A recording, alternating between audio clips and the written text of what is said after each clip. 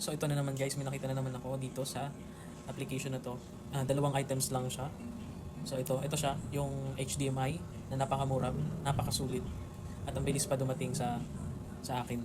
So ito yan si HDMI. Ayan, nasa baba yung link. So click nyo lang yan. And also itong Type-C to HDMI or HD TV na 11 in 1. So 11 na siya in 1 sa Type-C. So dalawa yung pwede mo dyang monitor, VGA tsaka HDMI, plus apat na USB, SD card, UX, and also isa pang Type-C. So super sulit niya for sa price na yan. So nasa less than 500 ko siyang nabili. So depende na lang yan guys sa inyo. Plus kung may free shipping pa kayo dyan. So mas mura na yan. So yan guys, ang nakikita nyo is dalawa yung display. Yung main dyan is yung itong iPad. Tapos second niya yung monitor. So computer monitor lang yan na may HDMI. So pwede nyo gawin yan sa TV na may HDMI. Pwede nyo ipalaki yung sa tablet nyo or sa computer nyo, sa laptop. Basta may Type-C siya na slot. Pero depende kasi hindi lahat ng Type-C is pwede siya mag-send ng video signal.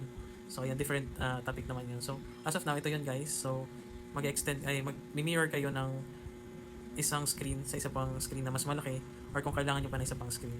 So ayan, so pwede kayo mag-present ng PowerPoint nyo dyan kung gusto nyo mas portable pa sa computer. So tablet na rin dalhin nyo and also dalhin nyo rin yung Type-C to HD TV.